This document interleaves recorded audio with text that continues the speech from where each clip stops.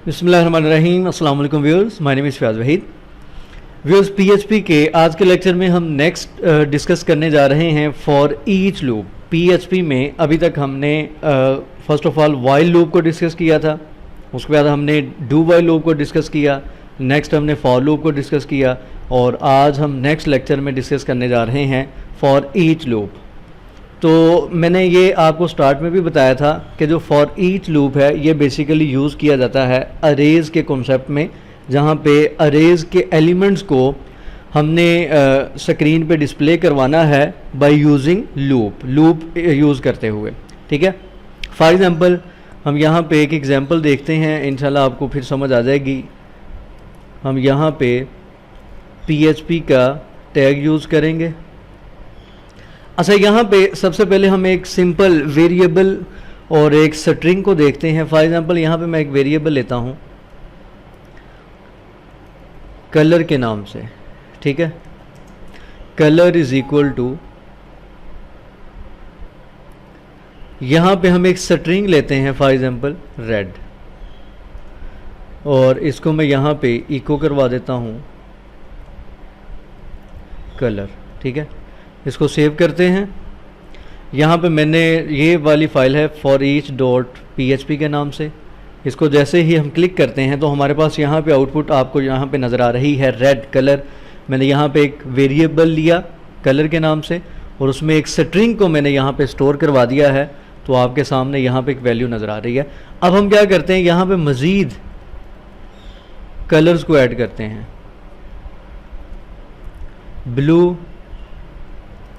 Green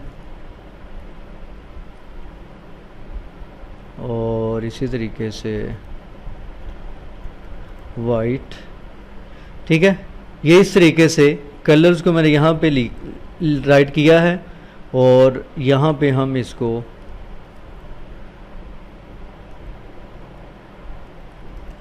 अरे के तौर पे राइट करेंगे। ठीक है, मल्टीपल यहाँ पे मैंने वैल्यूज़ ली हैं, मल्टीपल स्ट्रिंग्स आपको यहाँ पे नज़र आ रही हैं। मैंने एक अरे यहाँ पे ले ली है, उसमें आपको यहाँ पे 4 वैल्यूज़ यहाँ पे नज़र आ रही हैं। अब हम चाहते हैं कि ये 4 वैल्यूज़ हमारी स्क्रीन पे डिस्प्ले होनी चाहिए, तो हमने क्या किया, हमने यहाँ पे इको करवा दिया कलर को। तो अब जैसे ही मैं इसको रिफ़्रेश करता हूँ तो हमारे पास यहाँ पे एरर आ रहा है, array to string conversion and so on. ठीक है, यानी कि हमारे पास यहाँ पे डिफरेंट 4 वैल्यूज़ हैं।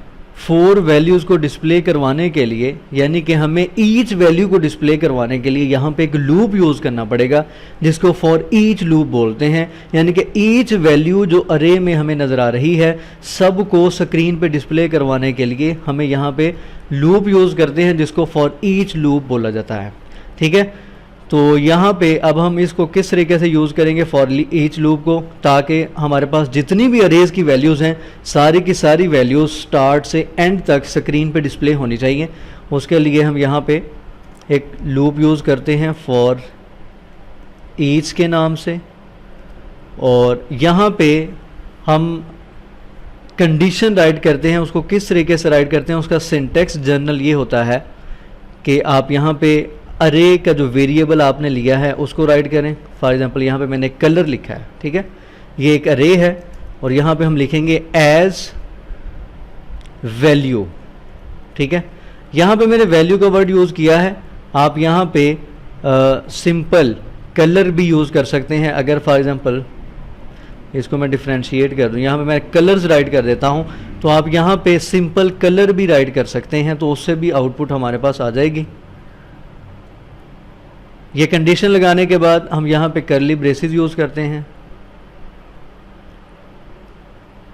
और इको को यहाँ से मैं उठा के लूप के अंदर यहाँ पे हम ले जाते हैं। ठीक है, और यहाँ पे हम BR कर देते हैं ताकि जितनी भी वैल्यूज़ हैं वो हमें हर न्यू लाइन में नज़र आए। और यहाँ पे हम यूज़ करेंगे वैल्यू। ठीक है, यानी कि हर वैल्यू को, ईच वैल्यू को हम यहाँ पे डिस्प्ले करवाना चाहते हैं। इसको सेव करते हैं, रिफ्रेश करते हैं, सिंटेक्स एरर BR यहाँ पे इसको कनकैटिनेट कर लें। अब रिफ्रेश करते हैं तो हमारे पास यहाँ पे वैल्यूज़ आ रही हैं। 4 वैल्यूज़ मैंने एक अरे में ली थी।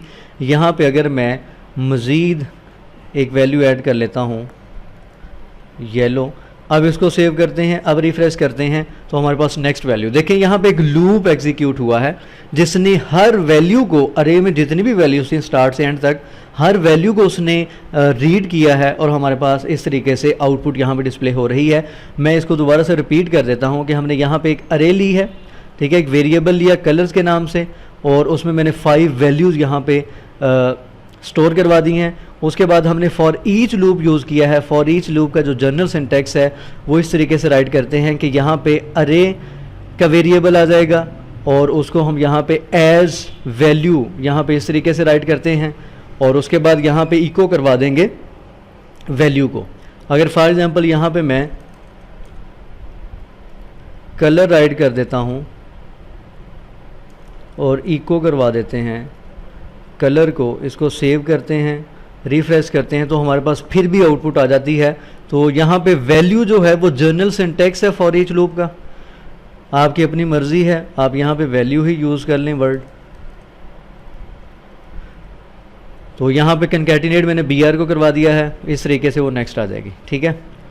और अगर मज़ीद आप इसके साथ कोई भी स्ट्रिंग मज़ीद कनकैटिनेट करवाना चाहते हैं तो इसके स्टार्ट में या एंड पे मज़ीद करवा सकते हैं। तो मैं उम्मीद करता हूँ कि आपको समझ आई होगी फॉर ईच लूप की। फॉर ईच लूप क्या करता है, for each loop basically arrays के जितने भी एलिमेंट्स होते हैं, फॉर एग्जांपल एक अरे में 100 एलिमेंट्स हैं, सब को डिस्प्ले करवाने के लिए 1 बाय 1 हम क्या करते हैं, फॉर ईच लूप यूज़ करते हैं। एक या दो ही लाइनें हम कोड की राइट करते हैं, वो 2 लाइनें क्या करती हैं, अरे में जितनी भी वैल्यूज़ हैं सब को 1 बाय 1 रीड करती हैं और हमारे पास डिस्प्ले करवा देती हैं स्क्रीन पे। तो फ़िलहाल इसको मैं यहाँ पे वाइंड अप करता हूँ। इंशाल्लाह नेक्स्ट लेक्चर में मिलेंगे। दुआ में खुसूसी याद रखा करें और अपना फ़ीडबैक लाजमी दिया करें। जहाँ से कोई भी कन्फ्यूजन हो तो आप पूछ सकते हैं। फेसबुक का पेज है प्रोग्रामिंग वर्ल्ड के नाम से, वहाँ पे मैसेज कर सकते हैं। और यूट्यूब का चैनल जिन्होंने अभी तक सब्सक्राइब नहीं किया सब्सक्राइब करें और साथ ही बेल आइकन पे क्लिक कर लिया करें ताकि आपको सबसे पहले नोटिफिकेशन मिल सके। अल्लाह हाफ़िज़ नासिर।